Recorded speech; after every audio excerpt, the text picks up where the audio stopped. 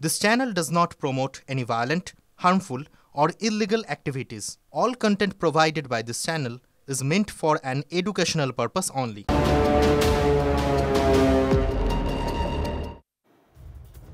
এদিকে হিন্দু নিধনের পরেও সংখ্যালঘুদের বিরুদ্ধে আরো বড় চক্রান্ত ইউনূস প্রশাসনের।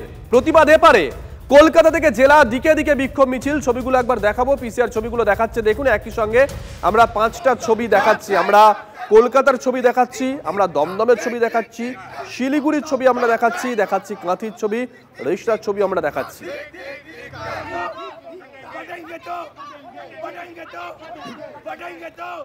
আজকে হিন্দুরা প্রত্যুত্তর দিচ্ছে আর চিন্ময় কৃষ্ণ প্রভুর মুক্তি চাইছে। মন্দির ভাঙা বন্ধ করো, সনাতনীদের সুরক্ষা দাও, এই আমাদের দাবি। আমাদের বহু আত্মীয় স্বজন বাংলাদেশে থাকে। আমরা বাঙালি হিন্দু, সর্বোপরি সনাতন সমাজ তাদের জন্য উদ্বিগ্ন। যেভাবে ধর্মীয় প্রতিষ্ঠানগুলোকে আক্রমণ করা হচ্ছে, ইসকন, রামকৃষ্ণ মঠ মিশন, ঠাকুর অনুকূল চন্দ্রের আশ্রম, বাবা লোকনাথ ব্রহ্মচারীর আশ্রম, যেভাবে হিন্দু ছেলেমেয়েরা স্কুল কলেজে যেতে পারছে না, হিন্দু শিক্ষক সরকারি কর্মচারীকে জোর করে পদত্যাগ করানো হচ্ছে, রবি ঠাকুরের স্মৃতিচিহ্ন মুছে দেওয়া হচ্ছে, তার প্রতিবাদ হবেই।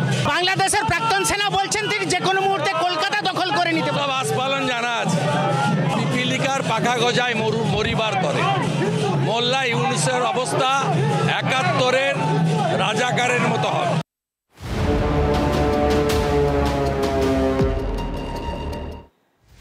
আর এবার নজর রাখতে হচ্ছে সিরিয়ার দিকে। বিদ্রোহীদের দখলে সিরিয়ার আসাদ সরকারের পতন, আসাদের বাসভবনের দখল বিদ্রোহী সেনার। আজকের বড় খবর, সিরিয়া ছেড়ে পালিয়েছেন প্রেসিডেন্ট আল আসাদ।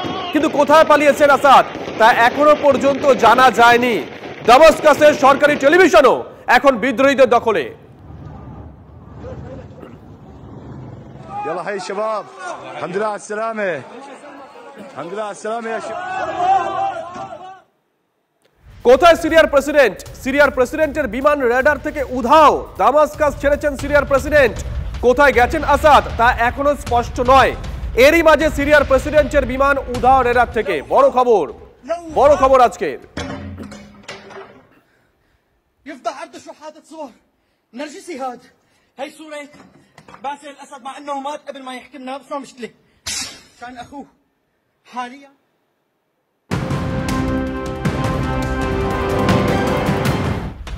ভয়ঙ্কর হয়ে উঠেছে সিরিয়ার পরিস্থিতি। দুশ্চিন্তা বাড়ছে সে দেশে থাকা ভারতীয়দের নিয়ে।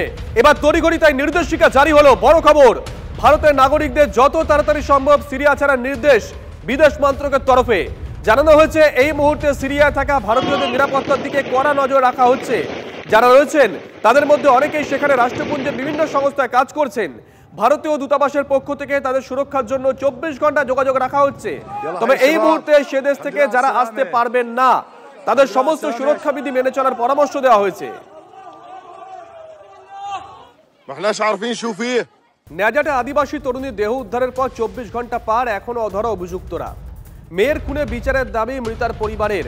তাদের সন্দেহ খুনের পিছনে দুজন যুক্ত থাকতে পারে।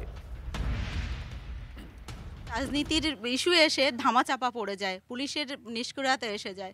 তারপরে এই এখন হয়তো কিছু করছে, দুদিন পরে আস্তে আস্তে ওটা ধামাচাপা পড়ে যাবে। এটা যাতে না হয় তার জন্য আমরা প্রত্যেকে দেখুন, জিজ্ঞেস করুন সবাইকে, সবাই একই কথা বলবে, আমরা দোষীদের শাস্তি চাই। ওই মেয়েটা এমন ধরনের ছিল, আপনি যদি চড় মারেন না ও 2 চোখ দিয়ে জল বেরোবে, শব্দ করে না, ভাত শুনবেন ভাত কোনদিন চেয়ে খায় না। এর চেয়ে আর কি বলবো, আপনি জানেন ও মেয়েটা নিখুঁত কাজ।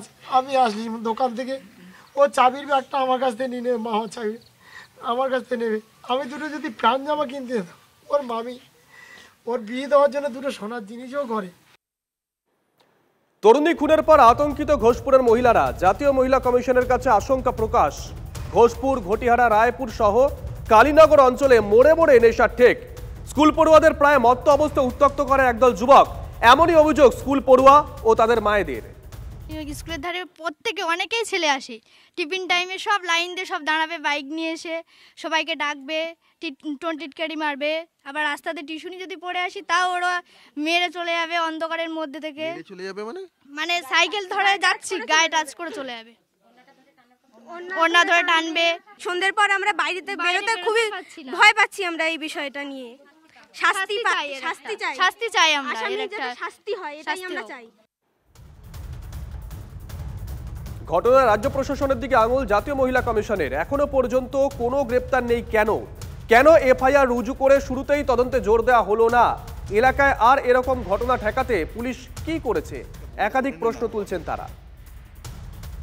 আমি অ্যাকশন চাই, আপনারা ওদের কিছু পাশে দাঁড়ান, ঘোরাবেন না, পলিটিক্যাল করবেন না, and make it absolutely welfare of women, empowerment of women. আমরা কি করছি এখানে বসে? আমরা এতগুলো চাকরি করি, আমিও আপনাদের মতো গভর্নমেন্ট সার্ভেন্ট, আমিও আপনাদের মতো। So I must do my duty. আপনি কিচ্ছু করতে পারেননি, আর সবাই বলছে আপনি খুব ভালো মানুষ। আমি বলছি না।